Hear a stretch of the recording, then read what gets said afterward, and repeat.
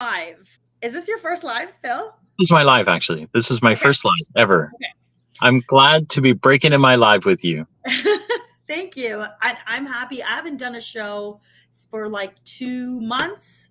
So, for people who are watching this back, this is Phil from This Commerce Life.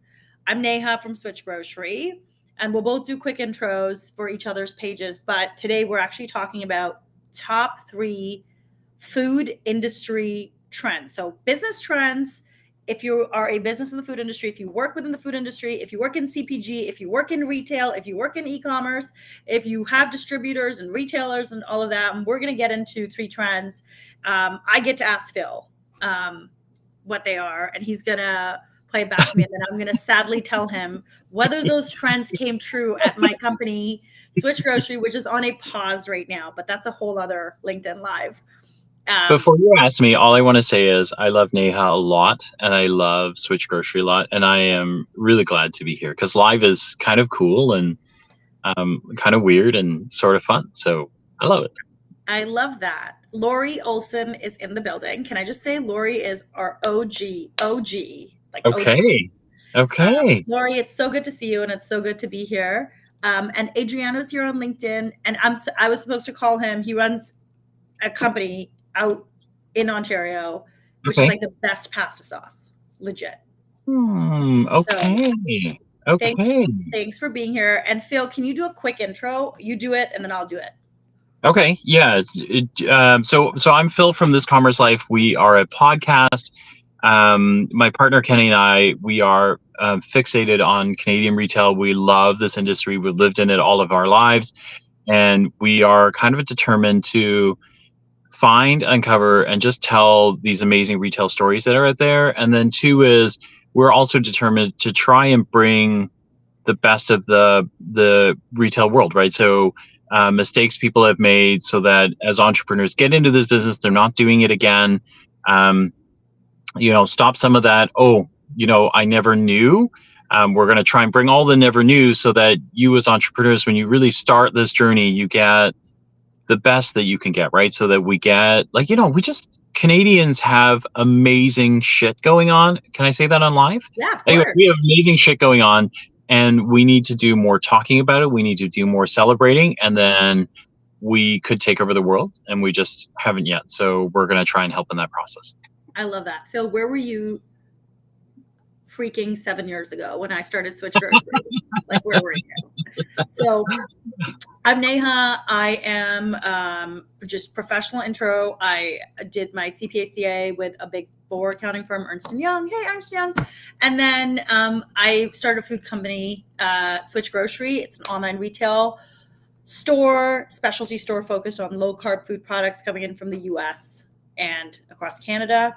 We are now in a hiatus, pause, as are some of our suppliers in the U.S. work on their French bilingual labeling. So, hello, nice to see you again, and let's get into it. Okay, so our three trends we're talking about today, Phil, are pricing, product placement, and oh my gosh, this is like for anybody who even just is a human and has a pulse. We're talking about interest rates and budgeting and cash flow today. We'll end with that. So let's start on a high note. We'll end on a high note. Let's start with pricing. Okay. We've seen so many companies, run companies. Yeah. What are you seeing when it comes to pricing? Like, what are mistakes companies are making? What are successes and wins, that you've seen? Talk to me. So we're still not doing, we're seeing companies do better at it, but we're still not seeing companies really like dial into what it costs to run a business. So we have a general rule, right? Is anytime that you start selling product, you need to have a retail is about 5 times what your cost is. And we see lots of companies try and, kind of rationalize why 4 times or 3 times is enough, right? And our answer back to them is it may be enough, but you don't have enough for a rainy day, right? Like in retail and in food, there's so many people who touch the business. It could be a co-packer, it could be a distributor, it could be a broker, it could be all three. If you have cold chain in your life, so if you're shipping fresh or frozen stuff, like you've got 4 or 5 different organizations touching your product that if you do not have the layers that you need, you will not make any money at it, right? And like, let's be real, right? Nobody does this for not for profit, right? We're in it to make some money, right? We might be doing this to make the world better, but we're also in it to make some money, right? And you can't. We find, we were just at CHFA and we talked to these brands that are all like, well, I should be able to sell it for this and everything should be fine. And usually those are the first moments that we go, no, stop. You can't plan for it should be fine. You should plan for it could be god awful. What should it look like, right? Because we've seen it over the last couple of years. We've seen shipping go crazy. We've seen we couldn't talk enough about supply and demand and the shortages and and now you've got like all this relabeling, repackaging stuff, things that you never thought would happen that are happening. If you don't have at least 5 times in your layers of profit, you're never going to make it, right? It's going to be hard. Okay. So you're saying conceptually, if this mug costs me $2, just materials to put together, then Correct. my price has to be at least 2 times 5, $10. Yes. Okay. Yeah. So to come back to that, this is my thing. This is a little bit of my pushback, which is where I think we struggled with SwitchGrocery. Mm-hmm. Ultimately, somebody has to pay that price. Yes. So I think the struggle is to say, if I increase my price, which we did for Switch, we increased product prices up between 20 to 40%. Yeah. But in the meantime, shipping costs went up. Then like it costs now on average $18 to ship a box across Canada. Yeah. Right. Yeah. Then our fulfillment center went up. Then our suppliers came with more price increases. So I guess my question is, when we increased our prices like 40%, we saw a decline in volume, 20, 30%, whatever it is. So then how do you deal with that? What do you do? So sometimes that pushes product into the realm of it's not possible. We're not going to do it. Right. There are moments that you can. So what do you do? There's some reconfiguring that has to happen, right? One is you have to look at what are my consumers willing to pay, right? So when you push it 40% higher, they're not willing to pay those. Can we bring them a different product, a smaller size, a different dollar ring? Like households, it's almost like you got to go back to consumer behavior and say, what are households driven on? They're not driven on 40, 50%. Like they're not driven on percentages, they're driven on whole dollars, right? And so if a household has $100 to spend and they were spending 20 on you, but now you're saying you got to spend 40, they're probably not going to spend it, right? So at some point then you have to go, okay, well, if they were only going to spend 20, how do I get them something reconfigured in value that is about 20 or maybe $25? Interesting. Yeah. So sometimes there are moments like that where you have to go, I'm going to have to redo what I do. Right. And it's not lost on me that, what I've literally suggested is like, hey, go and change all of your product lines so that you're half the size that you were before. Right. Totally get that. That's what I'm saying. But I think it's like the art and the science between what you need to run a business, because you're still not doing it for free and you're definitely not paying somebody else. So you can you're not shipping this stuff so you can lose money every day. Like that's Right. just Yeah. Right. So somehow you've got to find a moment where you can make some money, and then you've got to find a moment that allows you to fit in that spot. Right. So that is kind of what I would say. It's more of an algorithm and an art and a science than it is a exact answer, I think. Okay. Thank you. Yeah. What would you, moving on to the second trend? Yeah. Product placement. So are we talking about product placement, grocery stores, specialty stores, large stores? Can you talk to us about product placement and what's the importance of it? So this one we saw a lot because we have a lot of food people who they're excited and they build great products, but then they're thinking about like where it could go or where they'd love it to go. And I think where we get stuck is you can talk to a buyer and put this product anywhere in a store, but you want to always think about where it should go. So A really good example is if you have so we saw someone who makes a mac and cheese sauce, for example. So a fully nut-based, plant-based mac and cheese sauce, delicious, wonderful. But they are aiming to put it in the fresh section where the fresh pasta is, with salad dressing and all those sorts of things. And so our concerns were, you could put it there, but isn't this mac and cheese sauce? And the answer is yes, it's mac and cheese sauce. Well, they don't sell fresh macaroni in that set. So are we talking about, like, do you want them to buy it with, freshly made fettuccine that's, $9 or $10 for a little tiny pack of pasta? You know what I mean? Like, so there are moments where you have to go, I would love it there, or that's the buyer that I got. But you have to think about where it should go, right? So you really should go with the mac and cheese. So in your design, almost when you're designing the product, you got to think about where it goes, right? The other example I'll give is, and they know it too, we love those guys, but Jake and Midday Squares, right? Midday Squares is in its own kind of, like, it's carved out a space. That's the example, right? Everyone says, oh, look, well, Midday Squares did it. They're chocolate, but they wound up getting themselves into a refrigerated set. I know. Because I only walk that aisle, and I always pick up a square there too. Yeah. But think of the work that needs to get done, right? Is it like Jake has been doing nothing but shouting Midday Squares for 3 years or 4 years, right? Yeah. Like, it's a lot of media, it's a lot of spend, it's a lot of attention. Like, that's what it takes to carve yourself into a new space. And so we're always looking at these going, should you be here? Where should you be?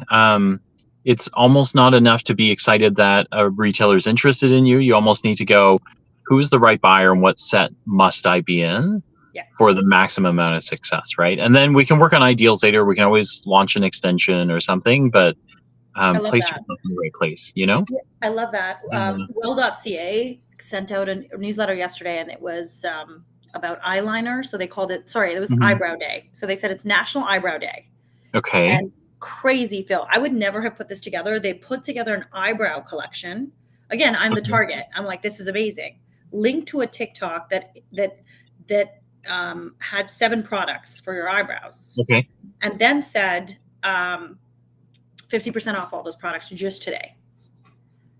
Cool. Just to place an order. But it was like they were putting together, because if I go into like makeup, it's lost. But if this is, I'm just trying to think of e-commerce for Switch, right? Like if I go into, for Switch, it would be, do the thinking for me. Don't make me think. That's right. I like stuff for eyebrows. I don't know what to get. Great. Yeah. I thought they could have done a better job of saying these are the exact 7 products that are in the TikTok, and like making it shoppable. And I would have literally just done add to cart, check out. But the mistake they made was they had the TikTok, and then they have 70 products in the eyebrow collection. So I'm like looking for that product, abandoned cart. Like, consumers are not, like, we, like us retail people will go, and even us, right? Like, you'll kind of parse through SKUs and try and figure stuff out. But after a while you go, no, I'm done, right? Like, and a consumer will not do that. A consumer literally, if they don't find it in 30 seconds, they're gone, right? Like, they're not going to look for it. Like, honestly, it's a weird example, but the only thing that I've ever found someone super determined to find is like something like marshmallows, right? Because nobody ever remembers where marshmallows are in a grocery store. But you always look for it because that's the one thing that you need for a campfire, like for s'mores or whatever. Right? But other than that, like, everything else is not, right? Everything else is, can I find it? No, I can't. All right, I'm gone. Yeah, forget it. I'll find something else. Like, Makes sense. Yeah. So moving on to the third one. I don't know. I feel like I want to hide. Sexy topic. Let's talk about money. Okay. So we're going to talk about cash flow. We're going to talk about loans. We're going to talk about interest rates. So, and like with Switch, we have so much experience with, we're living this right now. So go ahead. Tell me what you're seeing when it comes to companies who have loans, interest rates. and also just what you're seeing for companies that you work with and like companies that are your friends.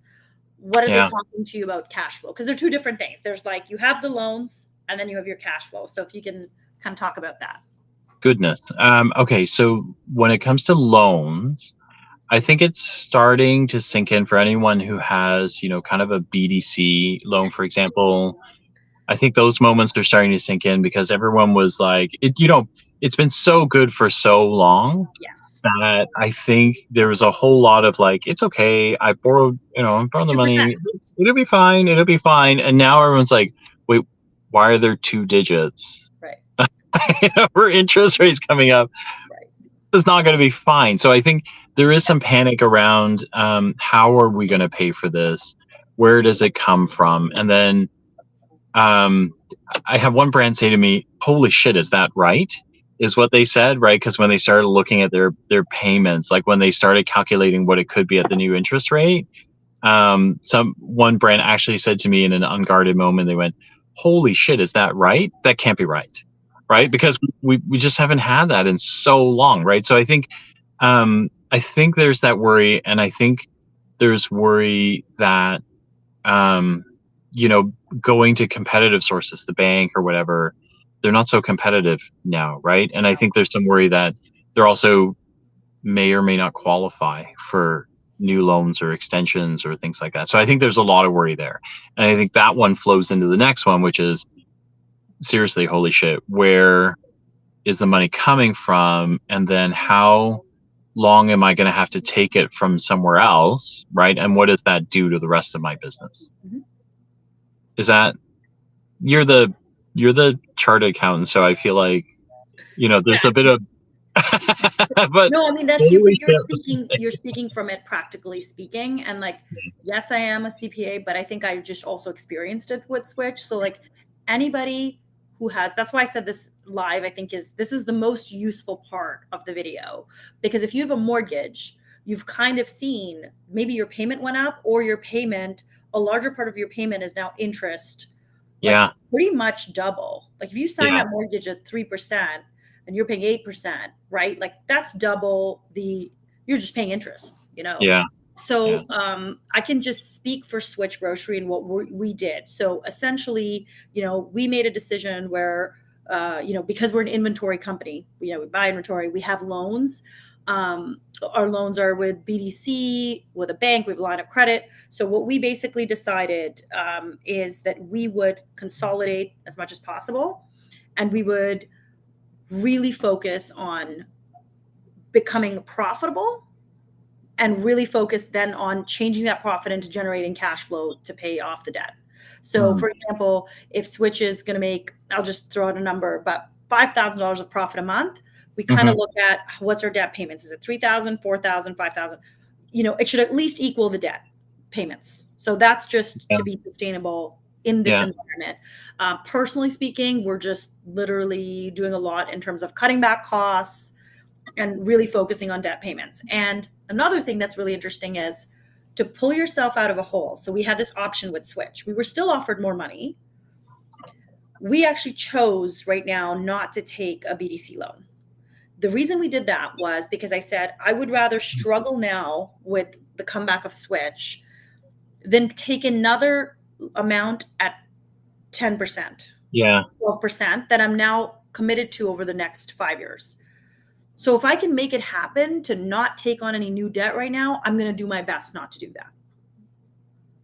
Yeah, I think therein lies the thing that brands need to do. Like we're in October, you've got November and December. I think that's like really coherent thinking, right? But I feel like with brands, if you're watching this in your brand, you may or may not be equipped to make that decision. Like I can tell you that right. Try to do this for the podcast. Like the podcast, we don't have debt like that, and we haven't borrowed anything, so we're good. But if we did, I wouldn't be qualified. Like I'd be calling Neha. Actually, I'd be calling Neha. Just that's not necessary. Like I'm not advertising for you, but I am saying like no, I see what you're saying. I need someone with your brain to be able to tell me. Look, here's 5 years from now, here's what it costs you to take that BDC loan. Like right now, I'd be like, woohoo, I got cash, like I'm good, but 5 years from now, here's what it's going to look like. And then 5 years from now, here's what it looks like if you struggle with the debt for the next 6 months or 8 months till you get yourself steady. Right. Right. And I don't think, I'm not sure that, like, if I didn't have anything else to do and I could just kind of like work on this, I'm still not sure I'd be super clear. I feel like you need someone to help you, kind of make that decision, right? Or at least help you get those data points right so you understand what you're walking into. Yeah. That was a moment that I had last year, which is everyone kind of always told me with SwitchGrocery, they were like, you don't need help. You kind of are a CPA, so you should just see things. But honestly, then Brian and I have talked about this so much. When you have your own business, it's blinders, man. Like Yeah. you Yeah. have blinders. And I remember when you and Kenny looked at our numbers, and like you even and Kenny were like, why are you talking to us? And we're like, please talk to us. What are we not seeing? There's something we're not seeing here, Yeah. right? And again, like I'm actually broadcasting this to the SwitchGrocery Facebook page, which is for our customers. And I've been kind of honest. Like I've been honest with our customers of like the pauses for the bilingual labeling, but we also need to now go back and look at starting SwitchGrocery as a sustainable company. I had a friend say to me who said, I'm sorry, but like I'm not in the business of losing money. And it's just stuck in my head, which is Yeah. I'm not trying to be a gazillionaire. I'm literally just trying to create a business that has a little bit left over, that can Yeah. pay its debts and a little bit left over so we could pay a little mortgage and pay a little food. Like, like that's what I'm trying to do. So, Yeah.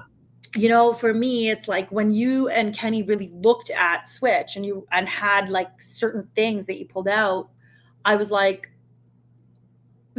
kind of after, I think that was to me a little bit of the beginning of the end, because you were kind of saying there's some issues here. What are you guys going to do? Right? Either we were going to get more inventory and become a really large grocery store, but then our carrying costs of those inventory, we would have been screwed right now because we would have been paying 10%. Yeah. Or we were going to go and we are going the other way, which is we're going to go down to 5 brands instead of being a large grocery store with trying to get a lot of customers. We're going to be 5 brands, smaller business, smaller team, profitable. I don't know where Kenny went, but hopefully he's back soon.